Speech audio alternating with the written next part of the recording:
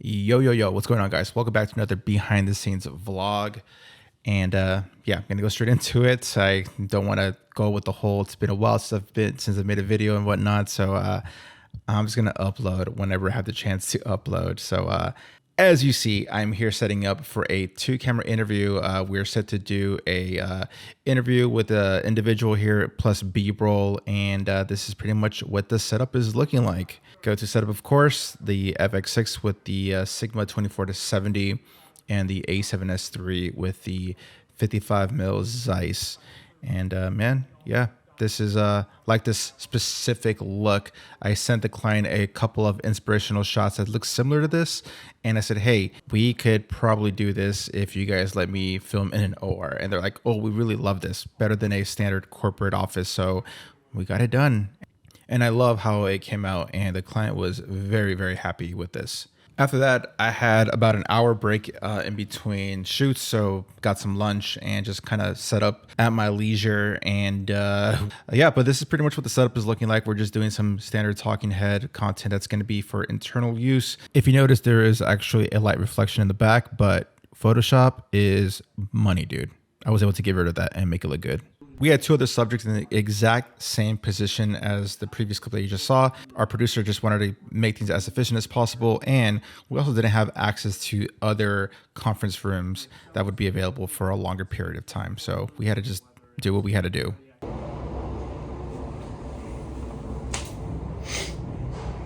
This is day 2 of my production. Got to the hotel, rest up, charge batteries, dumped all the files into my external hard drive, and then went back at it the following day. And I'm setting up to do more talking head internal videos. And yeah, this room was fairly nice.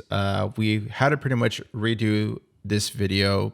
I had previously done it like months back, and we were working with a different producer. Long story short, they weren't a fan of the video. I wasn't a fan of the videos because of specifically of the location.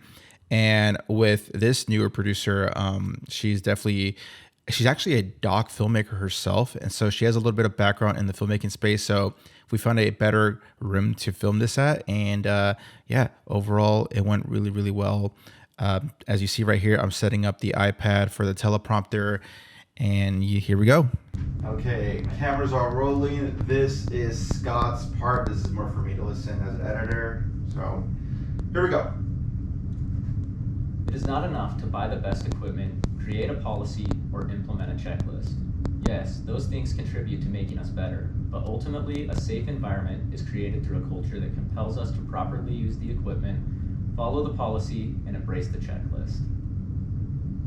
Beautiful. Let's do another take, a safety take, and then you're done, man. Yeah. Are you gonna have Scott? So one thing I learned from the previous shoot that didn't work out, we didn't have a teleprompter at the time, and just overall, the shoot wasn't structured or organized whatsoever. So the subjects were kind of freestyling what they were saying, and it just sounded really botchy. It just didn't sound good. And with this producer, she made sure to have scripts done and whatnot. She sent it to me a week prior to the production, and I was able to load them into the iPad and test it out on my teleprompter app. By the way, shouts to David Moorfield. He hooked me up with that app like on a shoot one day. Didn't know which app to get, and he just told me, hey, get this one, and he responded like instantly. But anyways, shouts to him. But yeah, with this teleprompter, we were able to get things done so much faster, a lot more efficient, and not wasting these suits' time. Safety is at the core of everything we do. Our patients trust us to care for them and keep them safe. We take that responsibility to heart.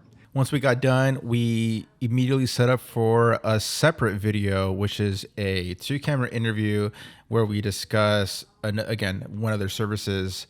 And this was very, very satisfying to execute, I guess, if you want to say. It took me a while to think of that.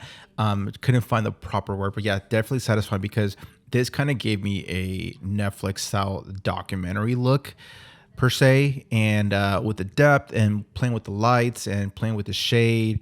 And yeah, there's probably more I could have done, but time was limited. And that seems to be like the thing with my productions is like we have 0 time, but make it look as great as possible. All right, you're gonna cut that? Yeah. All right, cut.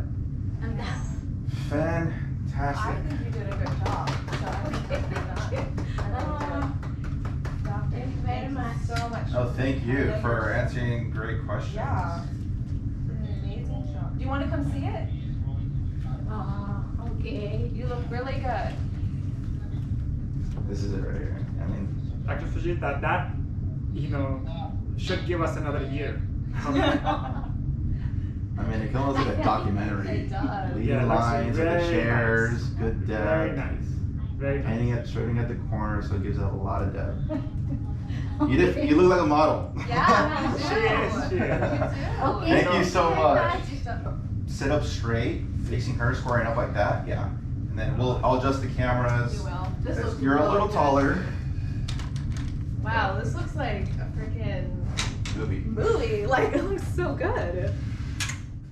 And that is what I love to hear. I love to hear the people that I'm working with have that excitement just like I do. When I see a good frame, I'm pretty hyped up. Obviously, showing the client with a 5-inch or 7-inch monitor, whatever you have, with the LUT applied, definitely helps out the situation.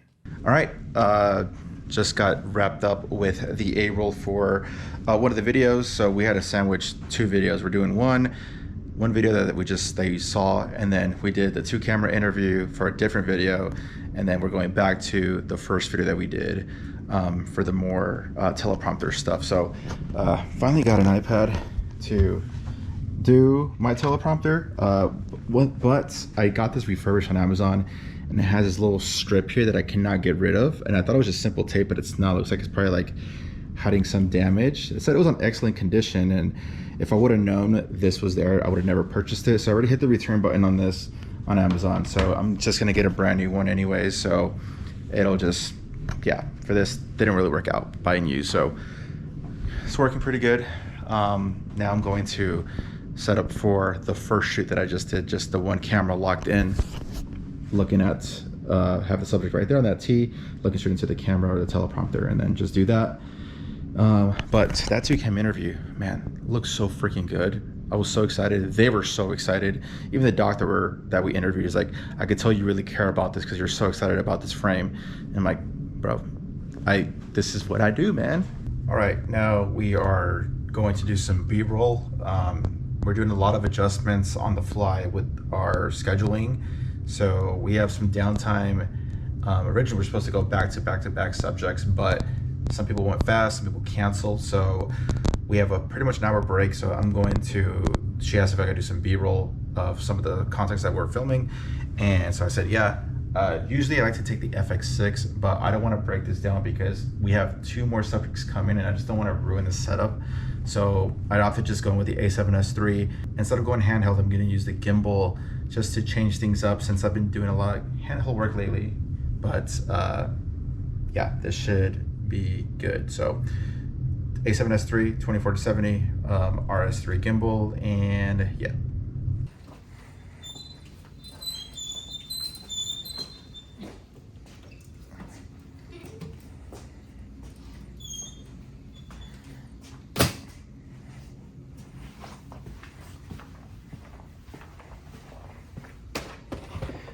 Finally got a brand new cart. I went with the Pro Aim collapsible rock and roller cart, and so far I'm loving it. It runs smooth. It's very easy to push.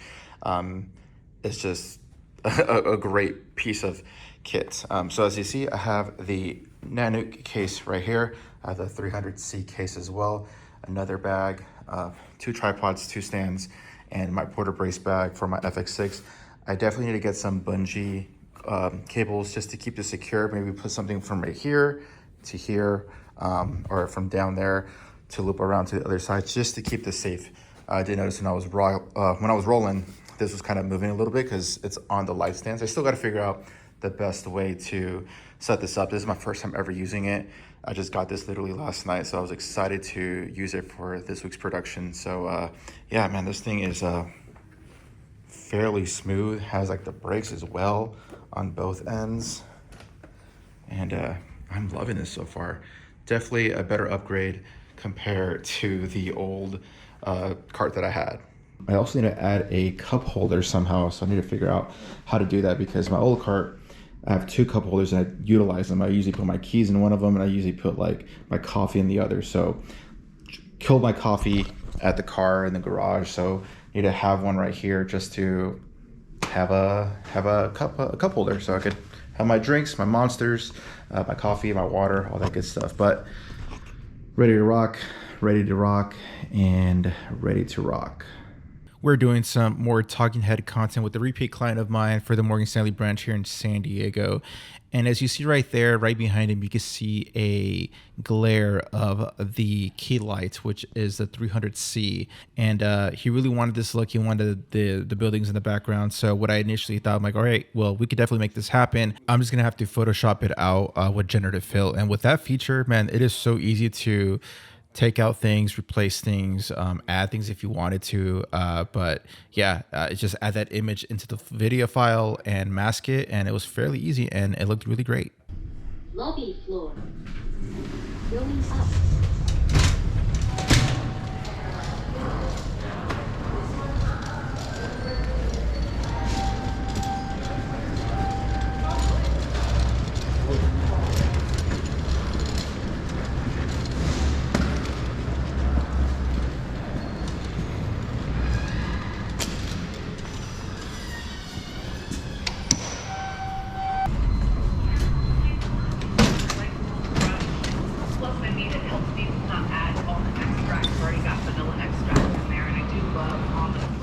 Overall, I am loving this cart. As you see, it's fairly easy to maneuver with just one arm. If I had the previous cart, going through those elevators would be hell. It would be kind of embarrassing too, because I'm just kind of struggling and squeezing through. But as you see here, it's fairly easy to move around. Like I said, fairly easy to collapse, fairly easy to extend as well. I didn't mention that feature. You could extend the cart and make it longer. But yeah, I am loving it. I just need to add a cup holder and get some bungees to make sure my gear is safe, and we are good to go. All right, well, that's all I got. Peace.